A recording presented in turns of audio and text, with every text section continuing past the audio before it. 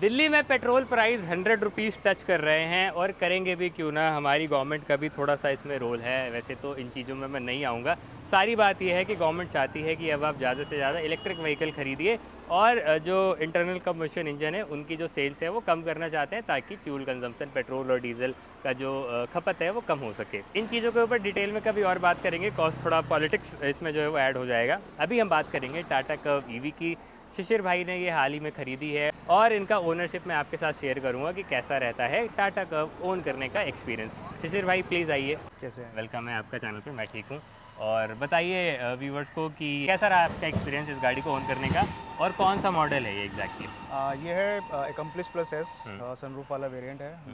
55 kilowatt hours battery है और इसका ओनरशिप मेरे हिसाब से तो जितना मैंने एक्सपेक्ट किया था, जो मतलब एक खरीदने से पहले आपकी एक्सपेक्टेशन होती है, उसको एक्सीड करेगा इसका। तो हम क्या करेंगे, स्टेप बाय स्टेप चलेंगे। स्टार्ट ऐसे करेंगे कि आपका क्या यूज़ केस रहता है और आपको क्यों ईवी लेने के लिए जो है वो ऐसा मन बनाना पड़ा कि यार मुझे एक इलेक्ट्रिक व्हीकल चाहिए। तो हुआ ये था कि मैं जनरली पेट्रोल कार ओन करता था और अब मेरे पास अभी भी वो है काइगर, लेकिन बस कहीं ना कहीं अब ये था कि अब रनिंग बढ़ने वाली है जी। एक छोटा सा ऑर्गेनिक फार्म सेटअप करने की कोशिश कर रहा हूँ। Okay. तो बहुत फील्ड्स पे जाना है, अपने फार्म पे ही रन करना है, यहाँ पे भी आना है। तो तो कहीं ना कहीं मुझे ऐसा लग रहा था कि 2000 प्लस किलोमीटर मेरी रनिंग हो सकती है मंथली। जी। अगर मैं ये पेट्रोल पे करूँगा तो मेरी बैंकरप्सी तो वैसे ही पक्का है और अगर मैं बाइक से करता हूँ तो थोड़ा कहीं ना कहीं कंफर्ट लूज़ हो रहा था। हाँ। प्लस एज फैक्टर भी आ जाता है अभी। जी। तो मन ये था कि पंच ईवी में लूँगा। तो मैंने आपसे डिस्कस भी किया था एक बार और पंच का जो नया वेरिएंट आया 40 किलोवाट आवर्स, वो कहीं ना कहीं सफिशिएंट था। बट बुक कराने के बाद 1 महीना उनका वेटिंग पीरियड मिनिमम था ही था। उसमें मेरे को ये एक्सपीरियंस हुआ कि यार कहीं ना कहीं ये ना हो कि यार वो 40 किलोवाट आवर बैटरी ना बस काम ही चलाएगी, तो वो एक्सपीरियंस डिटेरियोरेट होगा। प्लस अगर मुझे कहीं इमीडिएटली निकलना पड़ रहा है और बैटरी चार्ज नहीं है तो मुझे फास्ट चार्जर पे 1 घंटा तो एटलीस्ट स्पेंड करना पड़ेगा। प्लस फास्ट चार्ज ढूंढने की फ्रीक्वेंसी बढ़ जाती है। तो ये सब सोच के फिर मैंने कहा कि ठीक है, आउट ऑफ द बजट गया था मैं। ऑब्वियसली इसका मेरे पास बजट नहीं था, बट मैंने करके ले लिया कि बस ले लेते हैं, कोई ज़्यादा सोचना नहीं। ठीक है। और इसमें जो है वो कितने किलोवाट आवर की बैटरी है ये? इसमें 55 किलोवाट आवर्स की है, उसमें 40 आती, तो ऑलमोस्ट 30% एक्स्ट्रा है। और बस क्या रेंज निकाल रहे हैं, सबसे बड़ा सवाल। आप क्या एक्सपेक्ट करते हैं कि एक 55 किलोवाट आवर्स बैटरी कितना रेंज देनी चाहिए? देखिए मेरे पास ही टेस्ट कार आई थी तो मैंने हाईवे पे से 315-20 किलोमीटर की रेंज निकाली। एग्जैक्टली और मेरी एक्सपेक्टेशन वही थी, बट इस गाड़ी ने मुझे 450 की रेंज इस मौसम पे दिया है। अभी मैं 2 दिन पहले ही in mix driving condition. In mix नहीं, pure highway driving condition. Highway पे और वो भी मतलब मेरी जो ड्राइविंग स्टाइल है वो बहुत सिंपल है। जो भी स्पीड लिमिट होती है उससे 5 या 10 में ऊपर रखने की कोशिश करता हूँ जिस भी जगह पे मुझे ओपन स्ट्रेच मिलता है, लेकिन मैं बहुत ज़्यादा वैसे रनिंग नहीं करता हूँ जी। अब ये जो गाड़ी है इसमें आप अभी भी आप खोल के देखो, मीटर भी मैंने रीसेट नहीं करा है। अभी देखेंगे अंदर चलेंगे तो 590 किलोमीटर करीब मैं चला के लाया हूँ और 120 वाट आवर की मेरी कंजम्पशन है। क्या बात है। तो 450 की रेंज निकाल रहे हैं आप। कंपनी कितना क्लेम कर रही है? 500 समथिंग। अरे क्या बात है। मैं एक्चुअली जब मैंने लिया था तो मेरा सिंपल ये था कि 370 के आसपास भी अगर मेरे को 360-70 भी मिल गई रेंज मेरे लिए सफिशिएंट है। और जब मैंने पंच चूज़ करी थी तो मेरा ये था कि 270 के आसपास की रेंज मुझे ये दे देगी, सफिशिएंट है, उतना मैं मैनेज कर लूँगा। ठीक है। बट जब ये 450 मुझे दे रही है, और ये ऐसा नहीं है कि एक रन में दिया और 450 आप कितने पैसेंजर के साथ थे और लोड था गाड़ी पे? हाँ, मोस्टली मैंने पैसेंजर का जितना भी मेरी और मेरी वाइफ के अलावा अभी तक कोई इसमें ट्रैवल नहीं किया है फैमिली में, तो सिर्फ मोस्टली हम 2 जने ही इसमें बैठे हैं। मेरी वाइफ का मेरे साथ बैठने पे ज़्यादा डिफरेंस नहीं आ रहा है रेंज में। मुश्किल से हार्डली 4 या 5 वाट आवर का डिफरेंस आता है। एसी का इम्पैक्ट आता है 5 से 10 वाट आवर का, उससे ज़्यादा का इम्पैक्ट नहीं है। अब एक कारण ये भी है कि मैं एसी बहुत ज़्यादा हाई पे नहीं चलाता हूँ, मतलब 21 डिग्री पे बहुत सारे लोग चलाते हैं। मेरी उतनी आदत नहीं है। मेरे लिए बस ये है कि बस थोड़ी सी हवा ठंडी होनी चाहिए, दैट्स इट। कैबिन 24 पीक गर्मी में, 25-26 नाइट टाइम पे मेरे लिए वो उतना सफिशिएंट है। सेम मेरा भी यही जो है वो टेम्परेचर रहता है गाड़ियों में, बिकॉज मेरे को भी बहुत लोवेस्ट टेम्परेचर पसंद नहीं है। बिल्कुल। तो मतलब ऐसा नहीं है कि अभी एक बहुत सारे लोग कहेंगे कि शायद एलिवेशन का डिफरेंस हो, तो मैं अभी तक इस गाड़ी को लेके 3 डायरेक्शन में गया हूँ। तीनों हाईवे ड्राइव्स हैं, प्लस 500 किलोमीटर में दोनों तरफ गया हूँ। दिल्ली से करनाल 3-4 बार कर चुका हूँ मैं। दिल्ली से कोटद्वार तक गया हूँ, देन वापस आया हूँ। यहाँ से दिल्ली से अयोध्या गया हूँ, देन वापस आया हूँ। क्या बात है, लवली। तो हर उसमें 120 के आसपास, प्लस माइनस 5-10%। और क्या आप एक क्रूजिंग स्पीड रखते हैं जब आप अगेन वो स्पीड लिमिट्स जो जनरली इन हाईवेज पे 80 90 100 की ही स्पीड लिमिट है, तो उससे ज़्यादा एक्सीड नहीं करता हूँ। हाँ। ऑब्वियसली क्यूरोसिटी होती है, तो कहीं ना कहीं जैसी ओपन स्ट्रेच देखा तो एक बार टॉप स्पीड टच कर ली। वो फन के लिए, फन के लिए थोड़ा बस, तो नहीं कि bore हो वैसे रहे हैं, हाँ, लेकिन 60-70 की स्पीड में नहीं चलाया है। और मैंने एक छोटा सा पैच 60-70 पे चला के देखा था जस्ट टू एक्सपीरियंस कि मेरे को कितनी वाट आ रहेगी बिलो 100 90 वाट 78 तक मैंने अचीव करा है।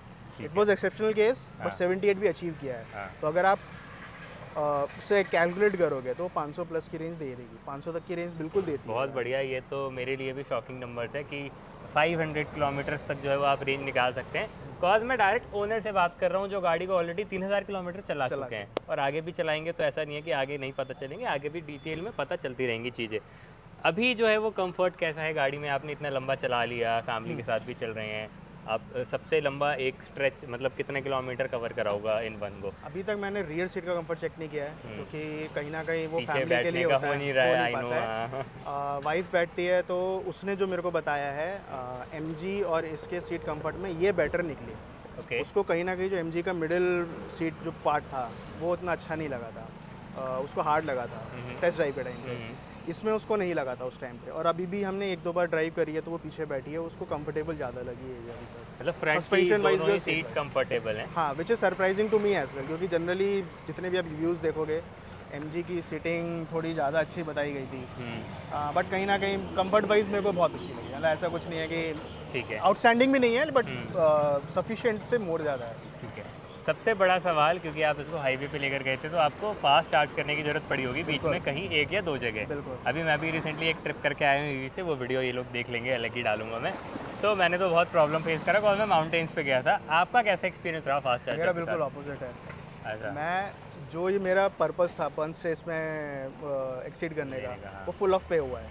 उसका रीज़न है, आप क्योंकि ईवी आप चलाते हो तो आपको मालूम है इसमें सबसे सस्ती जो आपको आउटसाइड सोर्सिंग चार्जिंग मिलेगी, हाँ। वो BPCL और HPCL दे रहा है। 14 रुपये यूनिट है विथ हाँ। GST, हाँ। 16 रुपीज़ 52 पैसा पड़ता है। बिल्कुल। ये गाड़ी को मैंने अभी तक इन दोनों चार्जिंग पॉइंट्स के अलावा कहीं चार्ज नहीं किया। मेरी कैपेसिटी से ऊपर चलती है हर बार, तो मतलब जनरली ये 200-250 किलोमीटर आप जब तय कर रहे हैं इंडियन हाईवेज पे, एक्सक्लूडिंग एक्सप्रेसवेज, क्योंकि वहाँ पे 120 की लिमिट होती है, तो वो आप थोड़ा सा जल्दी कर सकते हैं। बट जनरली जो नॉर्मल हाईवेज हैं हमारे 100 वाले, उसमें आपको 60-70 के आसपास ही आपकी एवरेज स्पीड आती है, और मेरी भी 70 आई है। 3 घंटे बाद आपको ये लगेगा कि यार एक ब्रेक बनता है।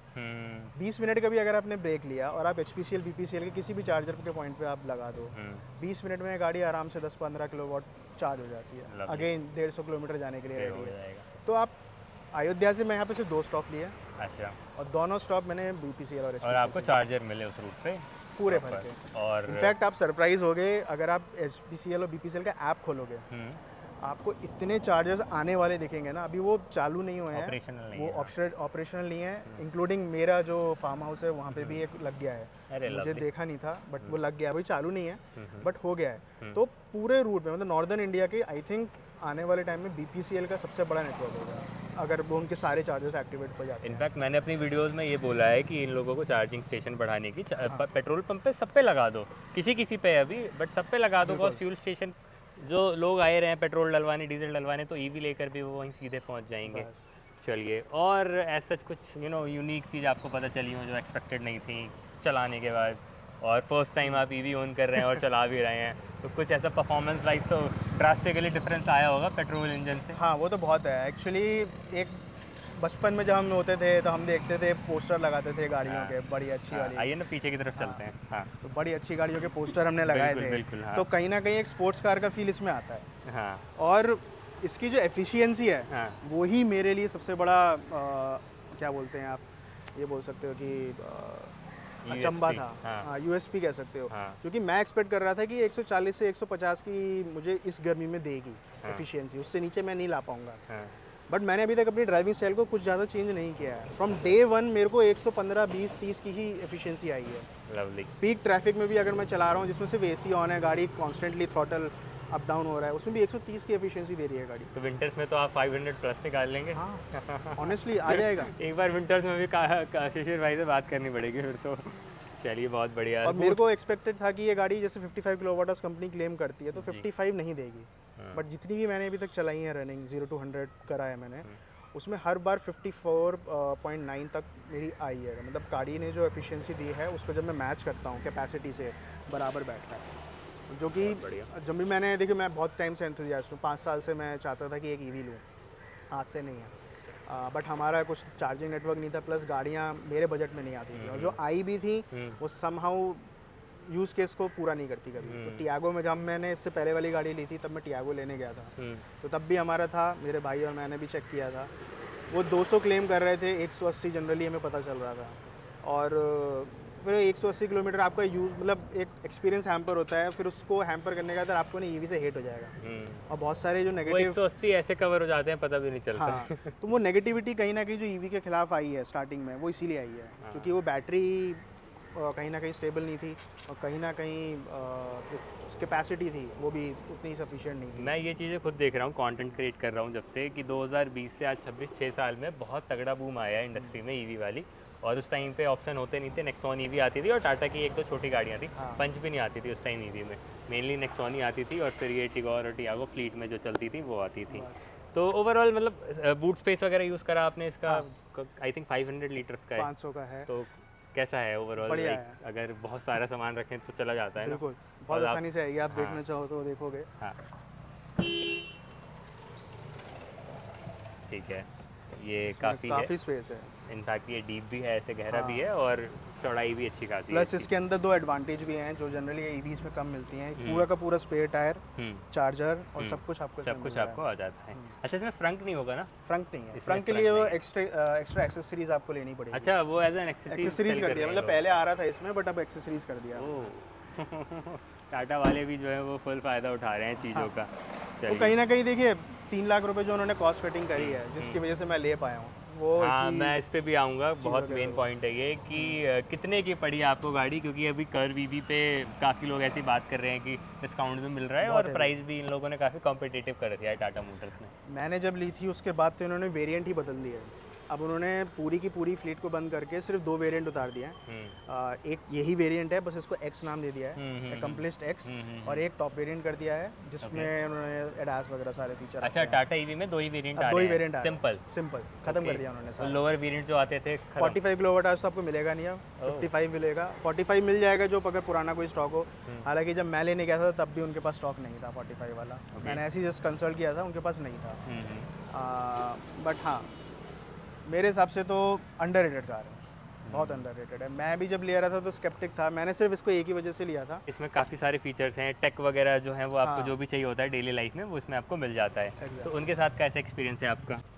इसका जो स्क्रीन साइज़ है वो 12 पॉइंट समथिंग है या 10.25 है? ये। अच्छा, ये 10.25 है, और कार प्ले वगैरह सब कुछ बढ़िया से फ्लॉलेसली चल जाता है। वायरलेस कार प्ले अच्छा है बट थोड़ा सा ग्लिची है। अच्छा, उस पे आऊँगा, वो नेगेटिव पॉइंट है मेरे लिए। अच्छा, ठीक है, मतलब कहीं ना कहीं मुझे लगता है कि इससे बेटर हो सकता है ये। ओके, अच्छा।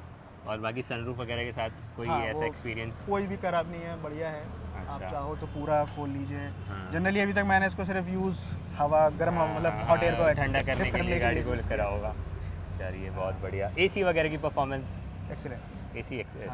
मतलब आप जब गाड़ी को बैटरी कूल करनी है, उसके अलावा आप कभी भी एसी ऑन कर लो, चिल कर देगी गाड़ी। नहीं, इनके एसी तो मैं भी वीडियो रिव्यूज़ में बोलता हूँ कि इनके एसी कमाल के काम करते हैं as compare to other. In fact EV में ये होता है कि उनके एसी अच्छे नहीं होते।